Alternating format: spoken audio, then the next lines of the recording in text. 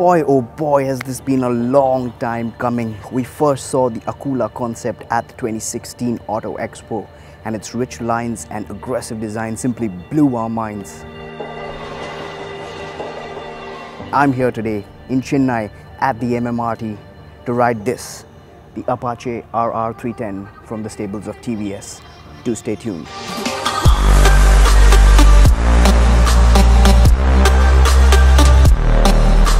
The design of the Apache RR 310 has been inspired by the Akula, and as you can see, it's really aggressive. In fact, in my opinion, it's one of the best looking bikes in this segment. Now, TVS isn't offering too many options in terms of the color. You get red and you get black, but that's about it. They may come up with different color options at a later date. The front gets a distinct bi-beam LED headlamp setup, and the side profile of it is pretty aggressive. From certain angles it doesn't look as aggressive, but definitely from the front, as I look at it, it looks really neat. In fact, you have rich lines which have been sculpted all along the fairing of the motorcycle. The design and the ergonomics as well is practical.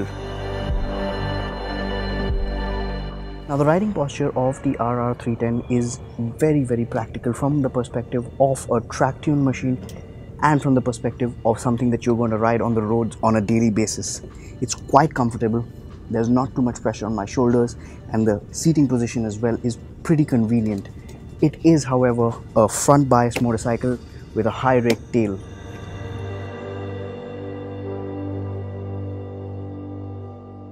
Now, I definitely need to give brownie points to TVS for the amazing fit and finish and build quality that they have implemented on this motorcycle. However, when I was pushing it hard on the third and fourth gears, I did feel a few vibrations, but it's not really irksome and can be overlooked pretty easily.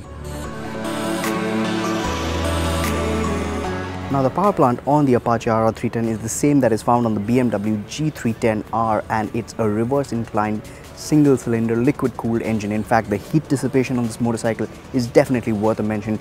We were pushing the motorcycle again really hard, and I definitely felt the heat dissipation was much better than expected. However, I will update you on how good it is in actual road conditions. Now, the single cylinder unit puts out approximately 34 PS of power, which peaks at 9700 RPM, and the engine has been mated to a 6-speed gearbox. Now, performance on the first 3 gears is pretty punchy, but the 4th, 5th and 6th is more linear. So if you're looking for punchy performance, don't expect it on the 4th, 5th and 6th gears. You will get a more linear throttle response, and opening up the throttle on a long straight is really pleasurable.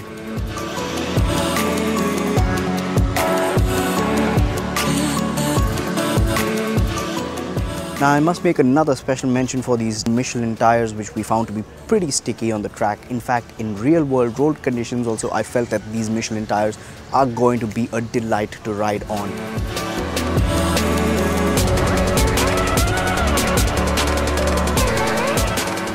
Now, TVS is offering ABS and EFI as standard on the Apache RR 310. In fact, you have discs in the front and the rear. The front gets a 300mm pedal disc brake with 2-pot calipers from Bybrake. The rear gets a 240mm pedal disc brake with a single-pot caliper again from Bybrake. The braking performance is progressive. However, I would have lacked a little more bite from the rear brakes. The front brakes are accurate and they inspire a lot of confidence even when you're riding at high speeds.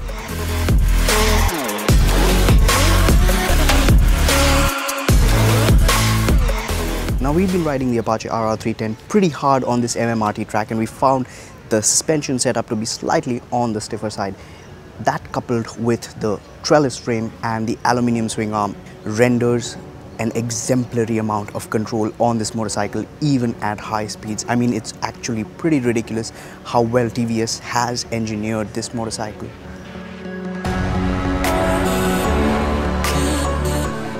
Now, TVS claims that the RR 310 can go from 0 to 60 in about 2.93 seconds. I know it's not a fantastically phenomenal figure, however, for a bike in this category, it's definitely worth a mention. The RR 310 also gets a top speed of 160 kmph. However, I feel that you need a pretty long road to reach that 160 kmph mark. It touches 100 kmph from standstill in approximately 7.17 seconds. That's a bit longer than what I would have anticipated. However, arguably it's pretty decent compared to its rivals.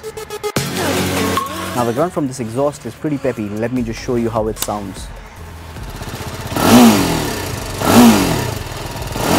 The digital instrument cluster can show you top speed, average speed, engine temperature, 0 to 60 timer, track timer, lap timer, fuel consumption, odometer and multiple trip meters. We felt the vertical layout of the digital instrument cluster needed some getting used to, and its legibility could have been increased a bit.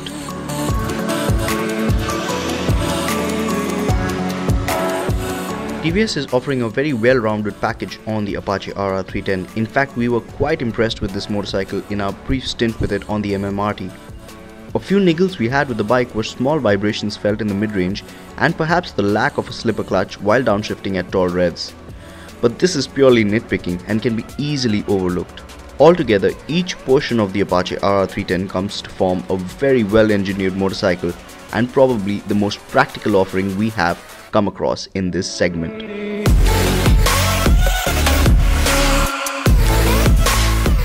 If you did like this video, please remember to like, share and subscribe to the Motown India channel for more. Thank you for watching.